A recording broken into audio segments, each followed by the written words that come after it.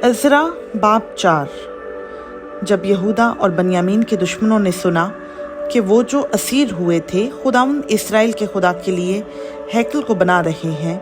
तो वो ज़रुब्बाबेल और आबाई ख़ानदानों के सरदारों के पास आकर उनसे कहने लगे कि हमको भी अपने साथ बनाने दो, क्योंकि हम भी तुम्हारे खुदा के तालिब हैं जैसे तुम हो,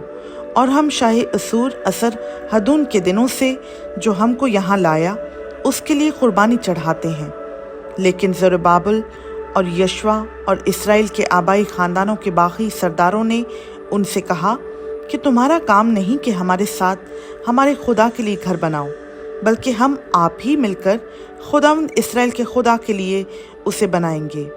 जैसा शाह फारस खोरस ने हमको हुक्म किया है।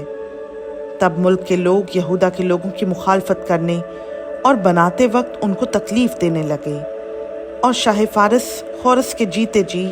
बल्कि शाह फारस दारा की सल्तनत तक उनके मकसूद को बातिल रखने के लिए उनके खिलाफ मुशीरों को उजरत देते रहे।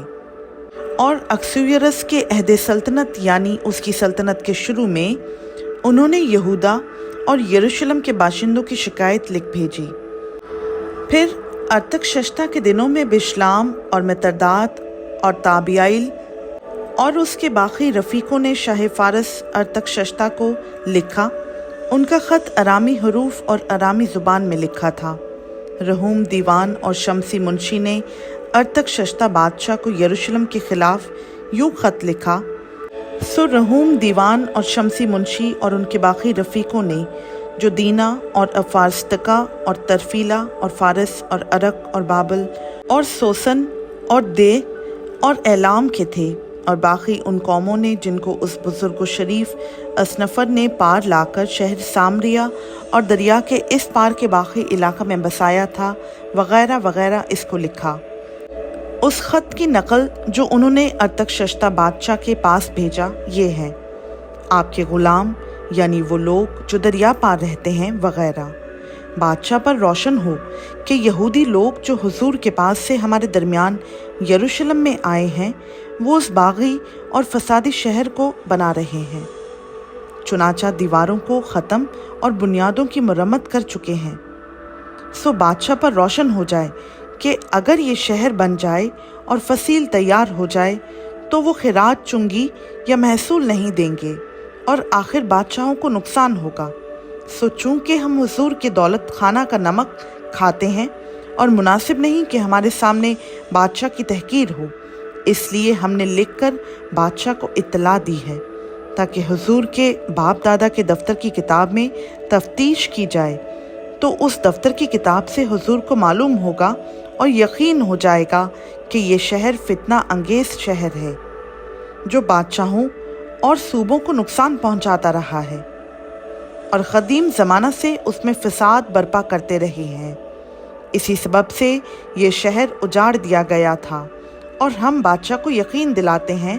कि अगर ये शहर तामीर हो और इसकी फसील बन जाए तो इस सूरत में हुजूर का हिस्सा दरिया पार कुछ ना रहेगा। तब बादशाह ने रहूम दीवान और शमसी मुंशी और उनके बाकी रफ़ीकों को जो सामरिया और दरिया पार के बाकी मुल्क में रहते हैं ये जवाब भेजा कि सलाम वग़ैरह, जो ख़त तुमने हमारे पास भेजा वो मेरे हुजूर साफ साफ पढ़ा गया, और मैंने हुक्म दिया और तफ्तीश हुई और मालूम हुआ कि इस शहर ने क़दीम ज़माना से बादशाहों से बगावत की है और फितना और फसाद उसमें होता रहा है। और यरूशलेम में ज़ोर आवर बादशाह भी हुए हैं जिन्होंने दरिया पार के सारे मुल्क पर हुकूमत की है, और खिराज चुंगी और महसूल उनको दिया जाता था। सो तुम हुक्म जारी करो कि ये लोग काम बंद करें और ये शहर ना बने जब तक मेरी तरफ से फरमान जारी ना हो। ख़बरदार, इसमें सुस्ती ना करना, बादशाहों के नुकसान के लिए ख़राबी क्यों बढ़ने पाए। सो जब अरतक्षश्ता बादशाह के ख़त की नकल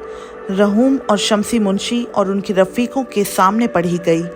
तो वो जल्द यहूदियों के पास यरूशलेम को गए